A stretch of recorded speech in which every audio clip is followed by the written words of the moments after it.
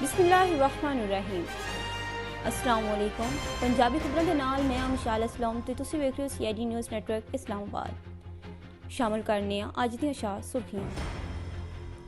वज़ीर आज़म इमरान खान की ज़ेरे सदारत वफाकी कबीना का इजलास अज होया। कल अदम तंजीम के माहदे तो मुतलक अमूर ते गलबात हुई। वज़ीर आज़म मामले ते इतिहादी जमातां नूं भी इतमाद विच लै लिया गया। इतिहादी कबीना इजलास तो बाद वज़ीर आज़म नाल मुलाकात की। गुजरावाला कल अदम तंजीम के कारकुनान का तशद्दुद, एक होर पुलिस एहलकार शहीद।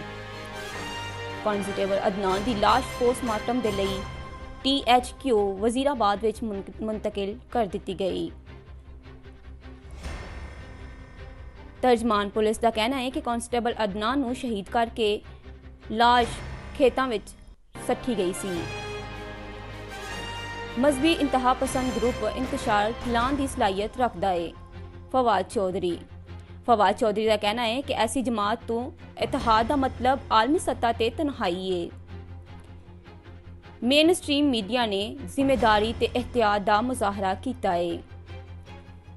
शाहद खाकान अब्बासी का कहना है कि पहले TLP नूं कल अदम करार दिता गया, फिर बह के मुज़ाकरात किए गए।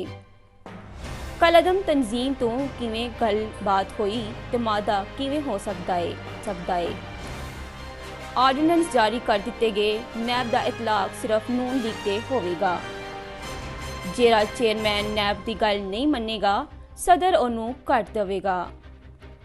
ना अहल लीग का सब तो वड्डा मसला एहतसाब है। शहबाज गिल का यह भी कहना है कि मियां मफरूर ते दरबारियां ने खुद नू हमेशा कानून तो बालातर समझिया है। कानून का घेरा तंग होने ते इन्हां दियां चीखां मरीख तक सुनिया गईयां ने। वज़ीर आला सिंध का कहना है कि सब वड्डियां गल्लां करदे ने, कानून साजी नहीं करते। पार्लियामेंट के कवानीन नूं बासानी तोड़ दिता जांदा है। पंजाब विच डेंगी तो 8 माह का बच्चा जान की बाजी हार गया।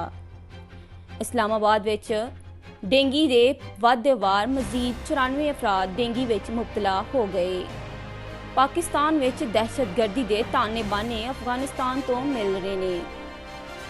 मशीर कौमी सलामती का कहना है कि पाकिस्तान के लिए जरूरी है अफगानिस्तान विच इस्तेहकाम होवे। पाकिस्तान ते अज़बकिस्तान की पोजीशन अफगानिस्तान ते एक के। मकबूजा कश्मीर विच भारत नूं मामला दुरुस्त करना पैणगे। कल अदम TLP दे नाल मुआहदे ते अमल दरामद हुई। पंजाब हुकूमत ने कल अदम TLP दे 860 कारकुनां नूं रिहा कर दिता। कल अदम जमात का एहतजाज 6 रोज़ा बाद दरियाए झेलम के 3 पुल खोल दिते गए। रुकावटां हटा दित्तियां गईयां। ट्रैफिक की आमदोरफ्त बहाल कर दी गई। इस दे नाल ही अज दी खबरां इख्तिताम पजीर होईयां। मजीद खबरां ते अपडेट्स दे लई देखदे रहो CID न्यूज़ नेटवर्क इस्लामाबाद। रब रखा। You are watching CID News Network Islamabad.